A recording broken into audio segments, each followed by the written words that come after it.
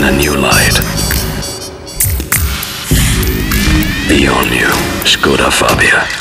Now, that's fab.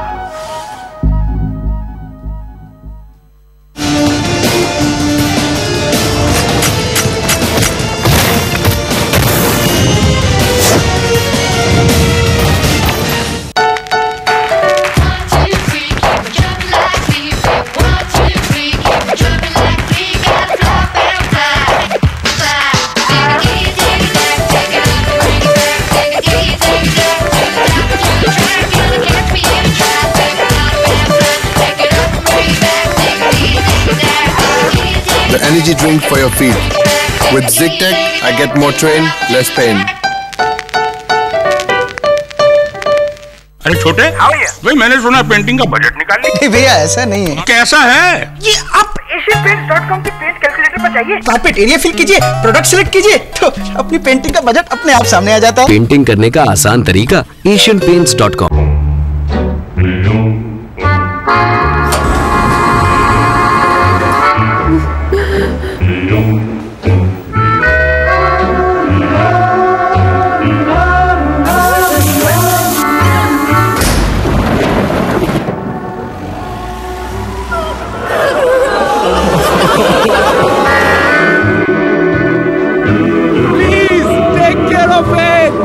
Volkswagen, das Auto.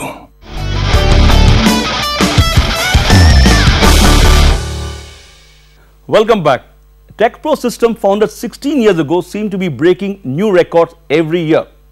So what makes this company tick?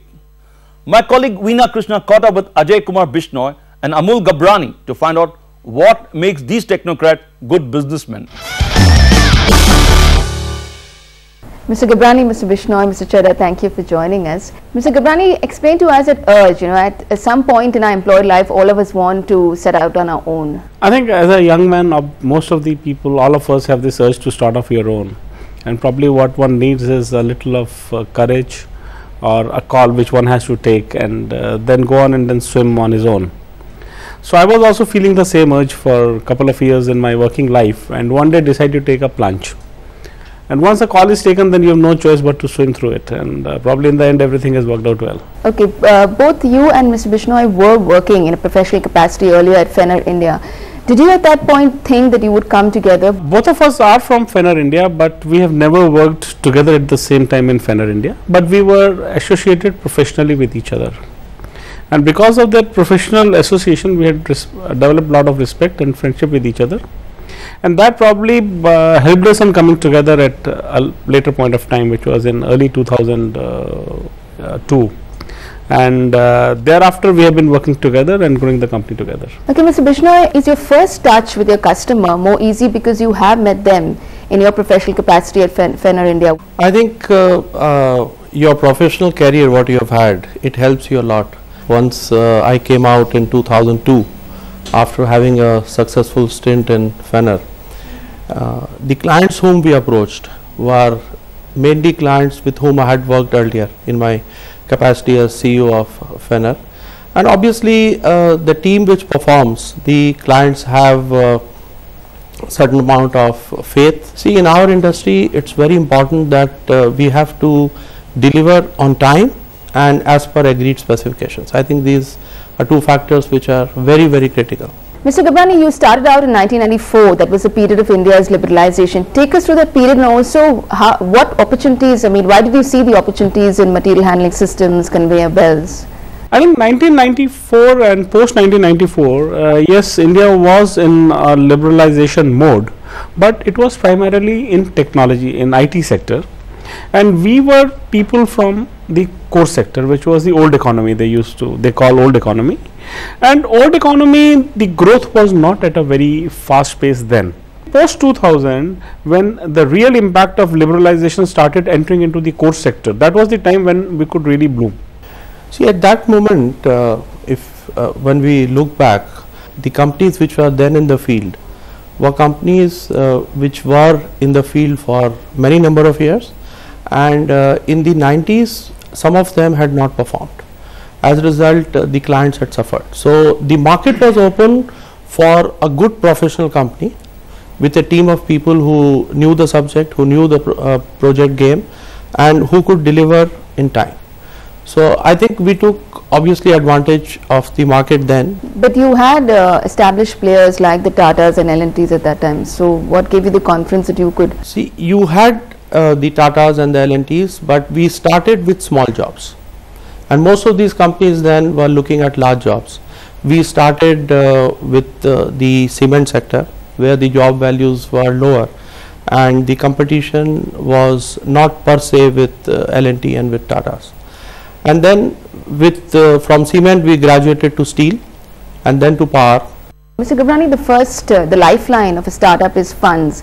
How difficult or easy was that to get funds? In our business, getting funds, what we need is basic support from a bank in terms of non-fund based support, which is bank guarantees and letter of credits. That's important, because if you get bank guarantees, then definitely your cash flow can be maintained. So every year we had been growing at a fairly high rate. Last 6 years we have been growing at about 98% CAGR. So banks have been extremely supportive of us and giving us whatever we needed. So we really did not feel the crisis in terms of funds from banking.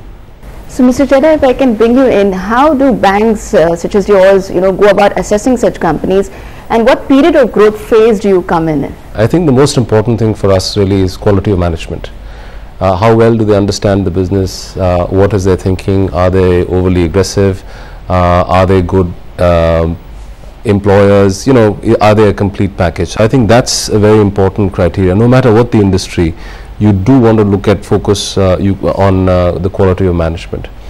The second question that you asked as to at what stage do we come in, it could be at any stage, because the philosophy that we follow very simply is that every big company was a small company at some stage, including HSBC. So we are quite open to being a partner to any firm where we think there's a viable business model, clear-cut strategy, but most importantly, solid promoters and management team.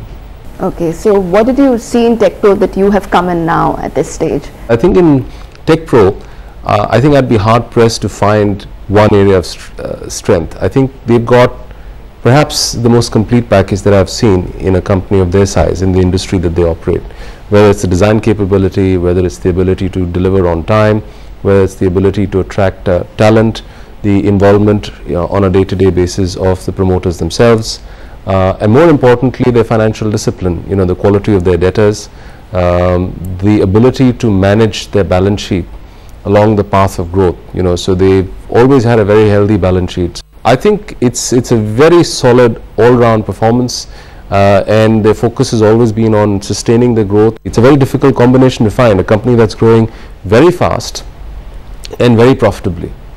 You'd find that to be a very, very unique situation. Okay, Mr. Gabrani, would it have been different, if you did not get your first big order from Reliance Energy in 2005? I think that was one of the biggest, milestone in our the growth of the company. But yes, I believe that if not Reliance, then something else would have come up, because we were very aggressive, we were hungry, we were lean, and we were conscious of cost and also conscious of our top line and profitability. From 30 crores in 2004-2005 to now 1,500 crores. So how has this growth been possible so fast? I think opportunities in the industry were there, and post Indian electricity reforms, power sector growth was there. So potential was there, and we had to ensure that we ride the potential, ride the growth curve available in the sector, and also capture more and more market share. Secondly, what philosophy we have been following, we have been going up the value chain also, from being a conveyor player to complete material handling solutions player to a coal handling, then added ash handling, and now we are a balance of plant player. So once you are going up the value chain, your profitability, your revenues, they can be sustained on a longer term. We've never really thought that this year we should grow at X% or Y%, but what we have looked at is that whatever jobs we have on hand, we have to see that we are able to deliver them on time as per agreed specifications, and we have a very strong marketing team. I would imagine that our marketing is something which is undisputedly our strength. you will find that we have one company which possibly can boast of the maximum repeat orders from your existing clients. We have, I think, in the region of 100 orders from Grasim. Yeah, over 100 orders from a single client. If you take Reliance, after we did the first one, we got 2 more. If you take Lanco, so I think growth is something. Once it's definitely linked to performance, and once you keep performing, new and new jobs keep coming. Yeah, but you've also got the highest number of coal handling projects in the 11th plan. Yes. So what is it that differentiates you from your competitors? I would say 3 things. One, an excellent design team. The second would be our project execution. The third is that we have marketing offices all over the country. We also have an advantage in coal handling per se, because we manufacture some critical components which go into a coal handling plant. We make our own crushers, we make our own screens, we make our own conveyor components. So that again gives us an added advantage. Okay, Mr. Chadha, what do you think are the reasons for their success? Repeat orders, we call it in banking the cross-sell ratio. So, if you are looking for new customers all the time, there's a lead time before those customers become profitable, before you actually get used to each other's style of functioning. But for a company that gets so many repeat orders from their existing customers, it is truly remarkable. Mr. Gabrani, how would you define your success strategy then? The biggest thing was that we joined each other. The respect as promoters we have for each other and the relationship, that's the foremost point. Then the team we have been able to build up has been extremely supportive. They think like owners of the company. There is a huge ownership feeling within the people we have with us. Opportunity, potential available in the country, and God's grace. I think all 4 of them have been equally important. Mr. Bishnoi? The only difference which I find in our company is that people are as passionate about business as both of us are. Thank you, Mr. Gabrani. Thank you, Mr. Bishnoi. Thank you, Mr. Chadha, for joining us. Well, that was Ajay Kumar Bishnoi and Amul Gabrani demystifying as to how they went on to build TechPro system. Well, here are some of the mantras on which TechPro was built. Get like-minded people together and empower them. Do forward integration constantly to get a bigger slice in every project tendered. Customer understanding, commitment and transparency is very important. This is what got TechPro many repeat orders and consequently growth. Keep upgrading technology and provide the best in the industry. And finally, always be cost conscious at all levels. Well, interesting mantras coming from the technocrats out there. Clearly, nothing is impossible when people come together for a common goal or agenda. Success will surely follow. On that positive note, it is time to say goodbye. See you next week, same time, with another interesting episode.